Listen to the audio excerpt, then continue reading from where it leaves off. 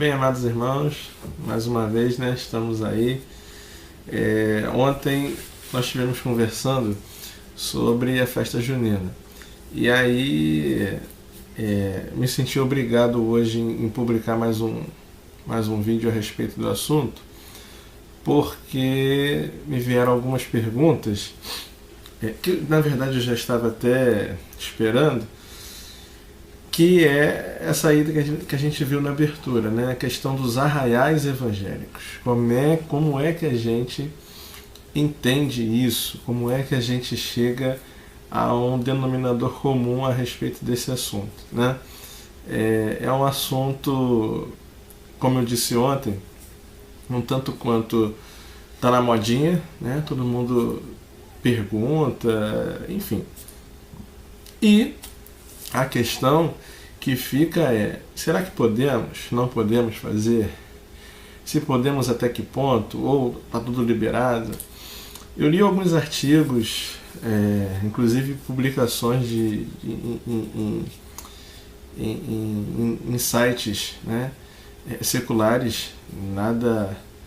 Li em nichos evangélicos e li também em nichos seculares, né, a respeito desse assunto.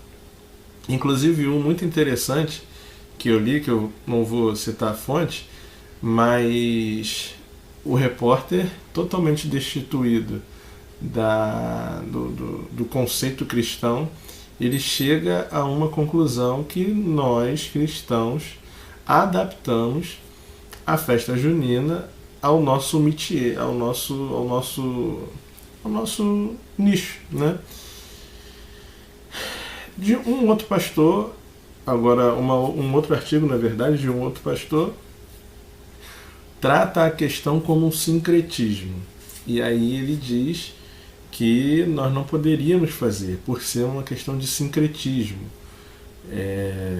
E ele dá exemplos de coisas que estão acontecendo. Por exemplo, tem lugares onde, e você sabe, com certeza você já viu ou até mesmo foi em alguma festa crente, gospel, né? Porque a gente, na verdade, a gente tem esse poder, né, de pegar uma coisa que é do mundo, colocar a marca gospel e agora tá, o que era profano vira santo, aquela coisa bem interessante que só a gente sabe fazer. Então colocamos a marca gospel, né, arraial gospel, arraial do povo de Deus, arraial evangélico, arraial, enfim. E o que era profano, o que era imundo, o que era condenado, né, passa a ser santo de uma hora para outra, simplesmente porque tem a marca gospel na parada. E esse pastor ele se coloca contrário a igrejas fazerem festas de rua, ou na rua, ou em qualquer outro lugar que relembre ou que aponte para uma possível festa junina, por ser uma questão de sincretismo. E aí eu queria pegar essa questão do sincretismo, porque a gente precisa entender o que é sincretismo para poder dizer o que é sincretismo e o que não é. E se há algum problema no sincretismo. O sincretismo nada mais é do que uma fusão. Vamos tratar do sincretismo religioso, porque tem vários tipos de sincretismo: sincretismo cultural, sincretismo filosófico. Mas vamos nos deter no sincretismo religioso, tá? Que é o que tem mais propagação. O sincretismo religioso nada mais é do que a fusão de duas doutrinas ou mais, de duas ou mais doutrinas de religiões opostas, distintas, em que uma mantém os ritos e os costumes e os ensinamentos da outra para um bem comum. Tá certo? Etimologicamente, a palavra sincretismo tem uma outra conotação, vem do grego, né, e aí você depois pode pesquisar. Mas hoje a gente tem essa palavra tratada dessa maneira. E na verdade não é só de hoje. Na verdade, o povo de Israel foi um povo que passou por uma questão de sincretismo quando foi exilado na Babilônia, precisou manter, né, o seu contato com o seu Deus, enfim, e eles tiveram que se virar. tiveram que se virar. Agora, vamos partir para o assunto propriamente dito, né? Que é o que interessa. Quando eu li essa postagem, esse artigo desse pastor, eu achei um pouco radical, né? Por quê?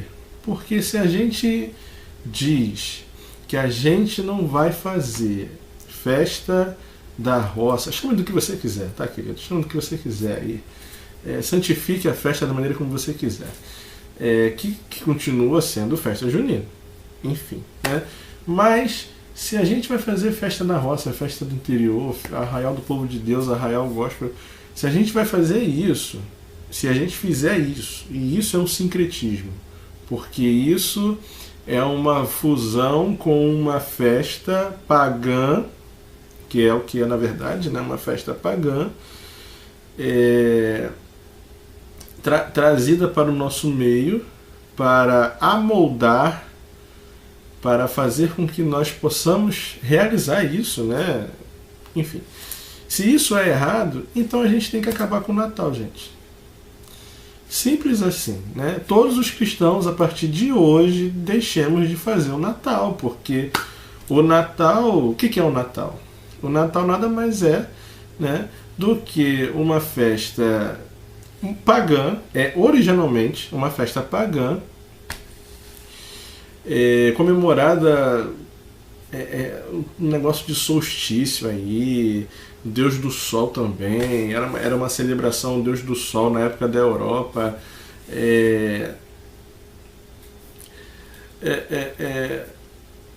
Era isso. Na verdade, o Natal, o 25 de dezembro, era uma festa pagã onde se comemorava o nascimento do Deus do Sol no solstício do inverno. É isso. O nome é complicado, mas é isso. E que quando o cristianismo se tornou a religião oficial do Estado, então pegou-se essa festa, que era uma festa muito popular, e colocou-se nela o nascimento de Cristo para que todos pudessem comemorar uma festa cristã. E estamos comemorando o Natal até hoje. E temos cantata de Natal, você enfeita a sua casa com árvore de Natal, você coloca presente em volta da... Você bota bolinha, você bota guirlanda, você bota pisca-pisca, você bota um monte de coisa, você troca e dá presentes. E Jesus não nasceu no dia 25 de dezembro. Todos nós sabemos disso, né? Porém, contudo, entretanto, nós comemoramos porque é uma data, entre aspas, ainda que não seja dia 25 de dezembro, é uma data escolhida por nós, por qualquer que seja o motivo, que nos remete ao nascimento do Salvador, né?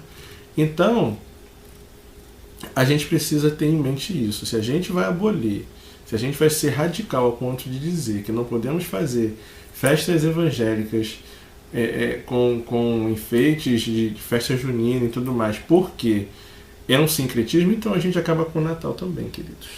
É isso, simples assim. Falando um pouquinho mais sobre o sincretismo, eu queria que você, depois desse, com calma, não vou ler aqui para a gente não tomar muito tempo, Atos 17, eu estou com ela aberta aqui, Atos 17, do 16 até o 31, tá? Que nada mais é do que o discurso de Paulo no Areópago. Paulo em Atenas.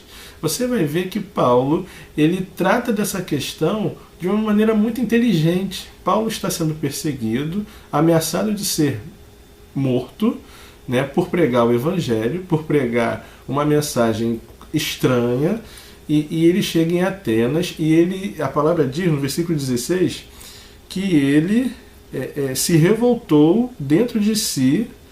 Versículo 16. Enquanto Paulo esperava em Atenas, o seu espírito se revoltava em face da idolatria dominante da cidade, ou seja, era uma cidade extremamente idólatra. Nada muito parecido com o Brasil, né? Mas enfim, Atenas, Grécia, tem lá os deuses gregos.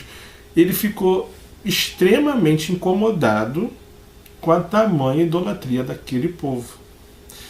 Porém, Paulo, ele não criou um obstáculo para poder falar do evangelho, né, para levar a mensagem do evangelho. No discorrer do texto, você vai ver que Paulo se aproveita dessa oportunidade. Ele entra no Areópago e vê altares a vários deuses.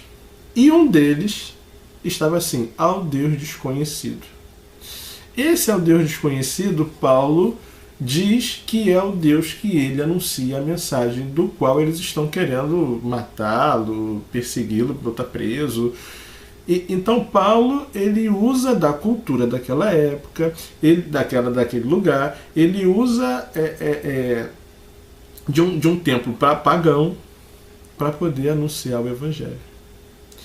E mais, Paulo, no versículo 22, diz assim: em tudo vos vejo acentuadamente religiosos. Ou seja, Paulo começa o discurso dele não com uma condenação por eles serem idólatras, mas com um elogio. Né? Então a gente precisa saber que em determinados momentos a gente vai precisar se utilizar da cultura em que nós vivemos para adentrar, para poder pregar o Evangelho, sem negociar os princípios do Evangelho. Né? Agora, o problema é que a gente coloca princípios que o Evangelho não tem. Né? Não negociando os princípios fundamentais do Evangelho, que Cristo é o Senhor, que Ele ressuscitou dentre os mortos, que Ele é o Salvador, que Ele é o único mediador entre Deus, Pai e nós. Se a gente não negociar isso, né? Queridos, sinceramente, eu não vejo muito senão em fazer qualquer tipo de festa, sabe? Eu acho que a gente precisa ser mais inteligente. Eu acho que a gente precisa ser menos puritano, no sentido de querer criar uma casca, sabe? Eu respeito muito a opinião de quem pensa contrário, mas eu acho que a gente precisa abrir um pouquinho mais a nossa mente, sabe? Porque senão a gente tende a entrar numa redoma, sabe? E não tem como. Jesus, ele era Deus, ele é Deus. No período que ele teve aqui na Terra, ele não deixou de ser Deus, mas ele se utilizou de uma cultura, de um povo, de uma determinada cultura, para poder fazer o plano da salvação ser válido. Jesus, ele passou por um período, né, por ser judeu e tudo mais. Então a gente precisa ser mais inteligente. A questão do sincretismo, querido, é muito complicada, porque você veja que os escravos, no nosso Brasil, há um sincretismo religioso de muito tempo. Os escravos, quando eles se tornaram escravos aqui no Brasil, eles, para poder disfarçar o culto aos deuses deles, né, os deuses afros, o que eles fizeram? Eles colocaram nomes dos deuses deles referente aos deuses aqui cultuados no Brasil. O Oxóssi era o São Sebastião, o Oxalá é Jesus Cristo, Ogum, São Jorge. Por isso que hoje os deuses que está lá no Centro Espírita são as mesmas imagens que estão na Igreja Católica, oriunda daí. Isso é um sincretismo. E eles não deixaram de adorar os seus deuses porque eles estavam em terras estranhas. Foi uma estratégia muito inteligente, por sinal, que eles tiveram para poder continuar cultuando segundo a sua fé. Na abertura você viu um nomezinho chamado Inculturação da Fé. Eu te desafio a você pesquisar sobre isso, tá? Você dá uma lida sobre isso. Inculturação da Fé. Você vai ver que ao longo da história, em muitos momentos, a gente vê como a fé ela foi inculturada. Né? A fé ela vem de dentro, mas a cultura do homem está intrínseca nele. Né? A gente vive uma teologia no Brasil que não é a mesma da Europa, da América do Norte, porque nós temos uma cultura diferente da deles. Então a gente precisa saber como é que esse evangelho, que é transcultural, ele vai falar aqui, ele vai falar na Rússia, ele vai falar no Japão a mesma coisa, sabe?